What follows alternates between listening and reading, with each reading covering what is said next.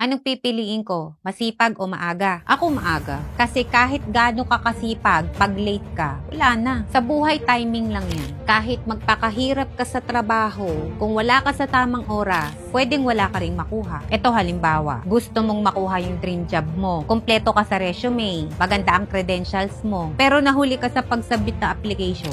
Dahil nauna yung iba, sila ang tinanggap. Sa negosyo, kahit araw-araw kang masipag, kung wala ka naman sa oras magbenta, sino pang customer ang bibili sa'yo? Nauna na yung mga kakumpetensya mo. Ito pa, last, sa panliligaw. Dahil torpe ka, naunahan ka na ng iba, nalaman mo na lang may iba na siyang sinagot. Ang sakit no, kawawa ka naman. Kung maaga kang kumilo, baka kayo pa nagkatuluyan. Kaya nga laging sinasabi, di ba? The early bird catches the worm. Yung maaga, palaging nauuna sa swerte. Kaya sinuswerte yung tao kasi maaga sila. Masipag ka, maganda yan. Pero mas maganda kung maaga ka sa diskarte, pagdedesisyon, at sa aksyon.